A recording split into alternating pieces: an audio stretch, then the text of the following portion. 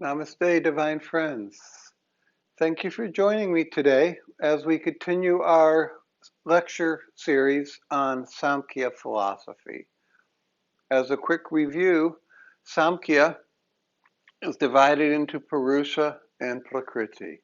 Purusha is our consciousness, it's our awareness, it's the witness to all events. Purusha is eternal, unchangeable, no beginning, no end, and Prakriti is nature. It has a beginning, it has an end, it evolves.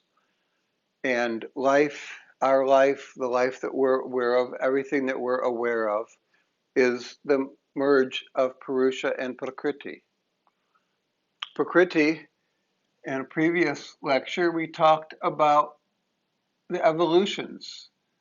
Prakriti evolves into what we can say is the Mula Prakriti, which is our um, unmanifested nature. It's ourselves, the nature, in a non-physical, non-manifest form. And then the Mula Prakriti evolves into the intellect,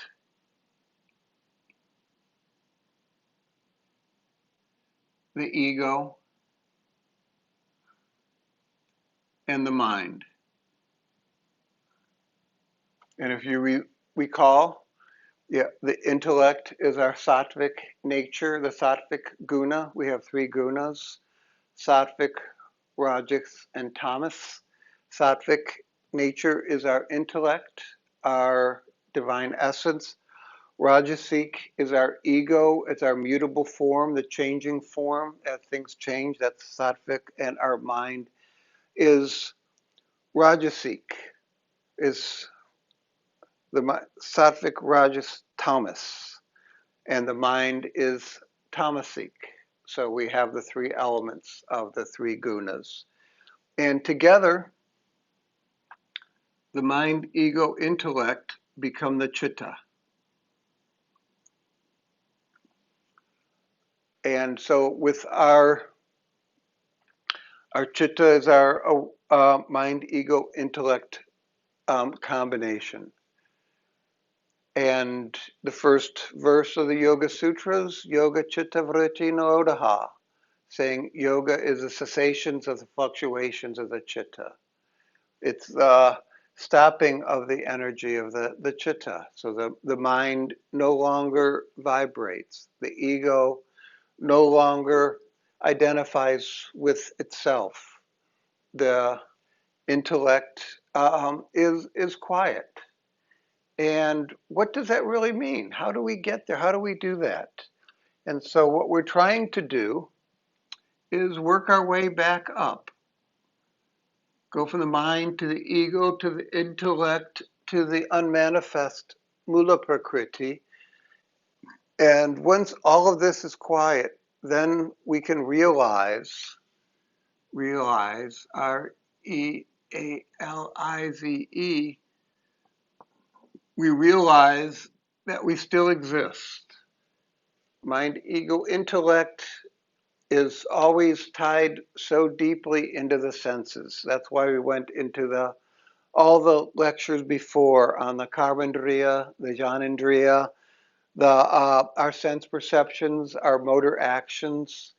It's like all of our senses are continuing to push out into our mind. Our ego is so trapped into the physical world around us, our senses, our joys, everything that we see, everything that we're experience is continuing pushing down, continuing to tie us into our senses, our memories, our ego, our sense of self, this is mine. And what we're trying to do is work our way back up. Find a way, if we could have a nice, clean way of just disavowing that the world existed, and we could then sit in silence and then realize that we are divine witness to ourselves, that our true essence is as a witness, then we would become technically realized beings. And so that's the goal of yoga. But how do we get there? And if we go into our previous talk, where we have our Jnanendriya, our five elements of sense perception, and the Karmendriya, the five elements of motor action, and we say, well, what we're doing is our mind created these. These are elements of the mind, and everything continues to push down into that direction. We have to first disconnect the mind from the sense perceptions and motor actions. How do we do that? That is done, really, that's what yoga is about. First step of yoga is to refine your senses. That's what pranayama is for. When you get into the essence of pranayama, pranayama refines your senses. It refines the Jnanendriya so that you are no longer tied to the senses. Yeah, you see a wild animal go after food and it's just devours it. It's like they've got no awareness. It's food, smell, taste, they're in it. And what we're trying to do is pull back from that. And that's what the yoga path is about. It's about pulling back, having some self-awareness, finding ways to separate ourselves, to disengage ourselves from our senses. And to do that, we need to um, have a pranayama practice. And we're going to do another lecture coming up on pranayama and how that does. But laying the groundwork, pranayama as a final answer separates us from our sense perceptions. The yoga postures, the asanas that we do, really separate us from our motor actions. You can't sit still in long, deep meditations and disconnect yourselves from the outside world if your lower back is too tight, if your legs are cramping, if your body isn't healthy and strong. The only way we can get that awareness is start with the asanas, strengthen the body up, get to a point where you can sit, do some breathing, do some meditation, do some pranayama, get rid of the allure, the attachment to the sense energies. And then we pull into the ego and we just disengage ourselves, vichara, and become non-attached. The practice of non-attachment takes us up from the mind into the ego and say, oh, I'm no longer um, doing this. I'm no longer the doer. I'm just observing the actions. I am the witness to the actions. The world belongs to Ishvara. He created the world. I'm in his world. But I'm just doing the actions. I'm just doing my seva for the world. But I am Purusha. And that becomes sort of a karmic yoga approach, which is the easiest way to enter, is by doing karma yoga and say, oh, I'm no longer attached to the outcome of the actions. I'm doing my actions, but the results, I give the results to God. I'm no longer the doer. And that weakens the ego. And so that we can then move up into the intellect. And then the intellect at first is where the Sankhya philosophy comes in. You envisioning, yes, this world isn't real. This world is an illusion. But you can only get so far there because the intellect can't take you up beyond the intellect into the mula prakriti because the intellect can only look down. The intellect, devolve down. So that's why the intellect can't yeah, have a devotional aspect to it because it's dealing with the mind and the ego, and it's continuing to think and to contemplate and to process. But if you are just so wrapped up in the intellect that you are just um, thinking way too much, then you're going to end up, yeah, topping out at the intellect level. If we want to move up to mula prakriti, we have to get beyond the intellect. And that's where bhakti yoga comes in. Bhakti yoga is the path of devotion. Once you give up all of your energy and just say, I surrender to you, Ishvara, I surrender to God, I surrender everything, none of this is real, so it's all yours anyways. I give you all my joys, I give you all my pains. That is the step to go from the intellect to the mula prakriti, to go beyond that.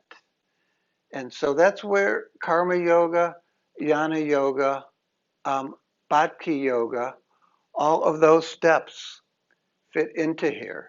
And those are the steps that bring us on up. And then the fourth path is Raja Yoga, royal yoga, which is what Patanjali is teaching in his Yoga Sutras.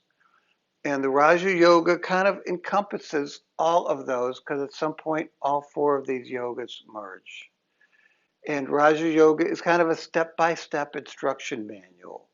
We're starting with the asanas. You're working with um, your yamas and your niyamas, your actions, your desires. And then you go to your asanas and you get your body fit.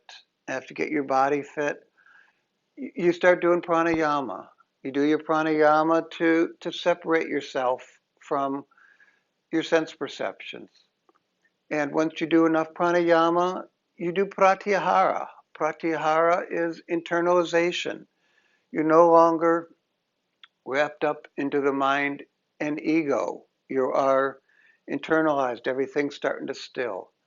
And then after the pratyahara, you do the top three, dhyana, concentration. What are you concentrating on? You're concentrating on Ishvara, the creator God. The highest ideal that you can come up with is your concentration. And why do you concentrate on that? Because then you get into your ultimate meditation, your dhyana meditation, where you actually merge one with your object of meditation. If you can meditate on pretty much anything, and you merge with that object. So, as we talked about all the various levels of God, you want to contemplate, meditate on the highest level of God so that when you merge up to the highest level. That's um, meditation. And then the top level on the Yoga Sutras, which is our Raja Yoga, is samadhi. What is samadhi? Samadhi is realization. You realize that you are consciousness. Of course, there's multiple levels of realization, multiple levels of samadhi.